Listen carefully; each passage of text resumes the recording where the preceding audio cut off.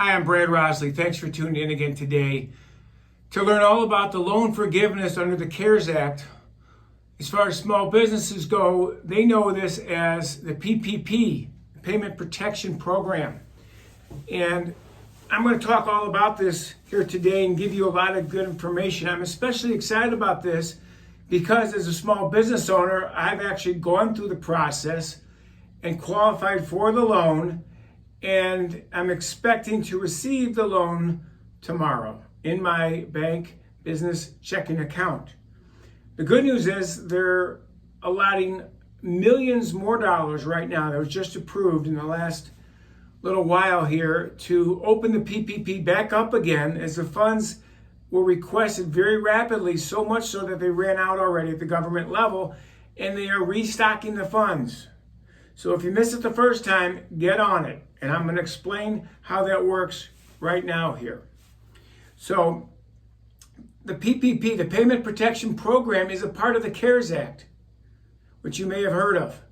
This is all in response to this coronavirus government shutdown, and the government feels badly for those that have lost their jobs and their pay as businesses are being just killed in many cases financially, much more devastating to many than the virus itself, unfortunately.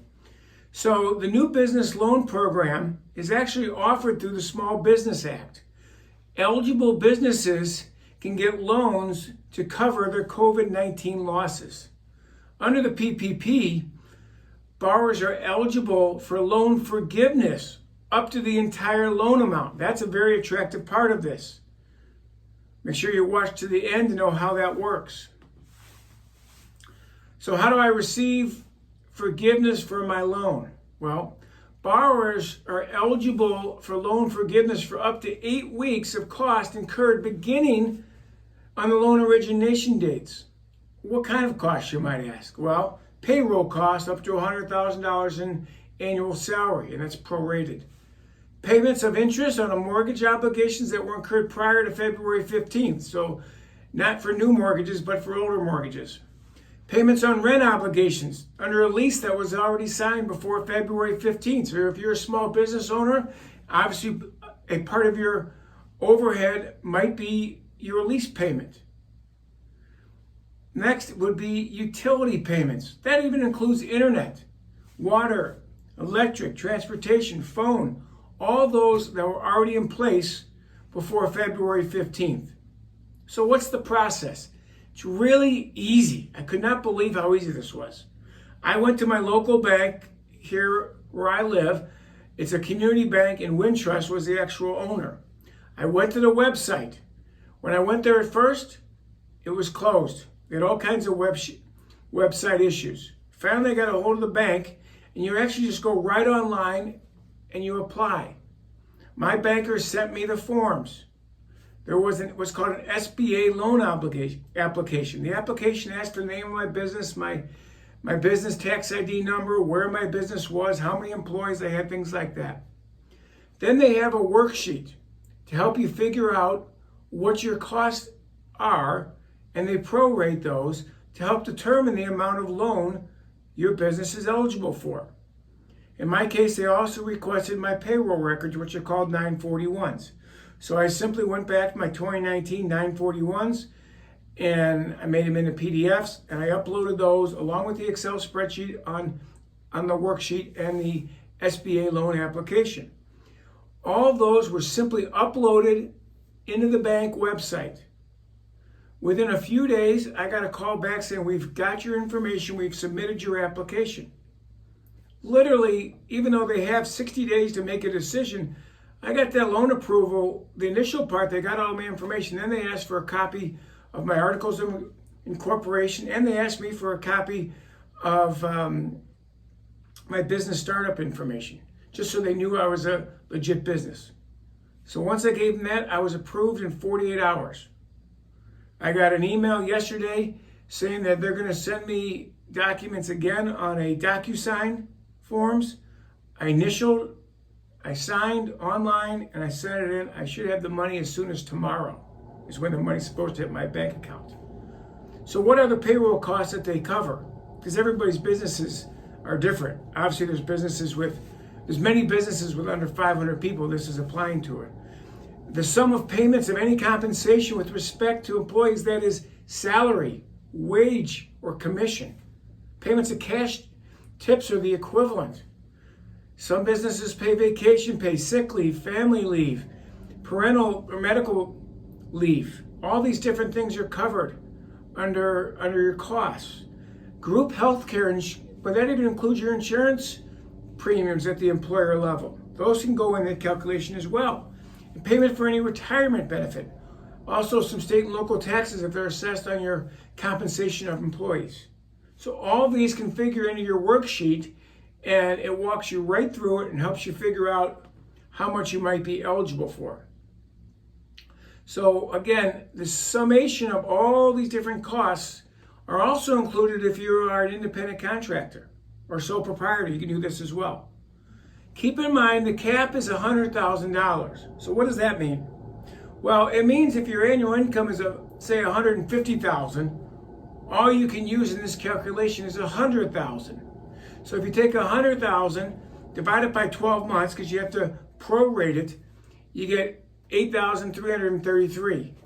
In the equation, you actually get to multiply that by 2.5, and it comes out a little over $20,000 in that calculation for any employee that's making $100,000 or more.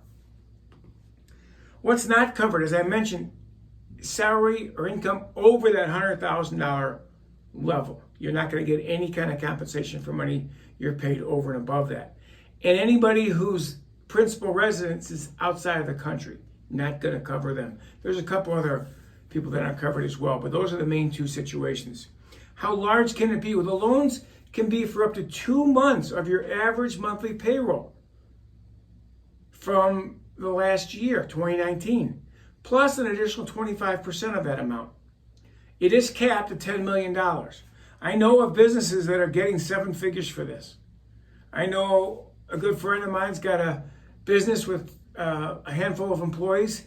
He's going to be getting $180,000, and that covers all his employee costs, the rent costs, the medical insurance, all those things that are bundled in their equation. So each person there is going to be different.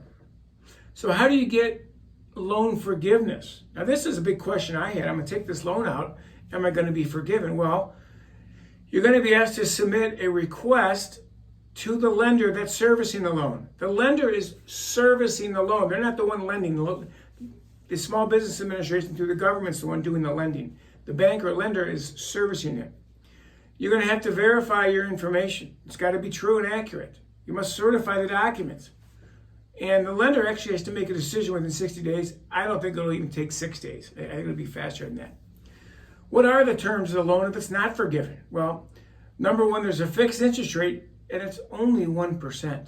Take the loan if you apply for the loan. Even if it doesn't get forgiven, the cost of the money is only 1%. You don't have to start paying interest for the first 6 months. First 6 months are interest-free, although the interest will be accruing over that time. The loan is due back within 2 years if it's not forgiven. You can prepay the loan without any penalties. No collateral is needed for the loan. You're not personally guaranteeing the loan either. It is important that you do follow the process and be accurate on the loan, or the government might come after you. No fraud here. What do I need to certify? Again, the application's got to be in good faith. This economic uncertainty and the losses related to the shutdown have to be part of the loan process. That's why you're applying for this. The money needs to be used to retain workers and maintain the payroll, or to make mortgage or lease or utility payments. That's what this money has to be used for. I would keep a paper trail. I'm going to have a paper trail and checks.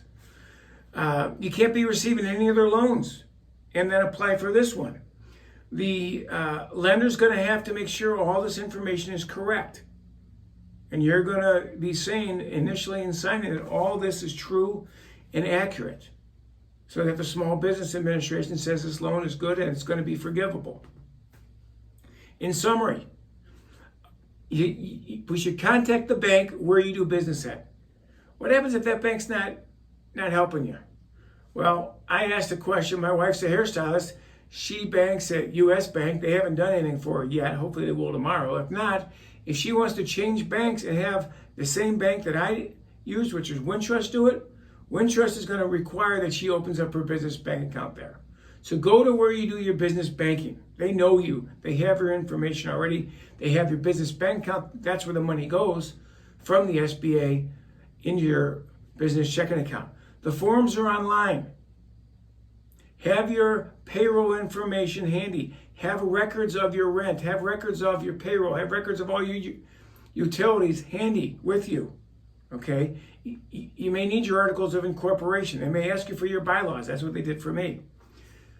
Then you'll be uploading those forms online, so be at a computer that has Wi-Fi so you can easily upload them, and then sit there and wait for the approval. You'll probably get an email back saying that we've got your information. You'll hear back from us soon. I would want to do this as soon as possible. I don't know how long this money's going to last. I hope this works out for you as well as it did for me and many of my clients. Thanks for listening. I hope you give my video a thumbs up and share it with others so that they can get this great information during these very, very difficult times for small businesses. My contact information is available there as well. Thanks for listening. Have a great day.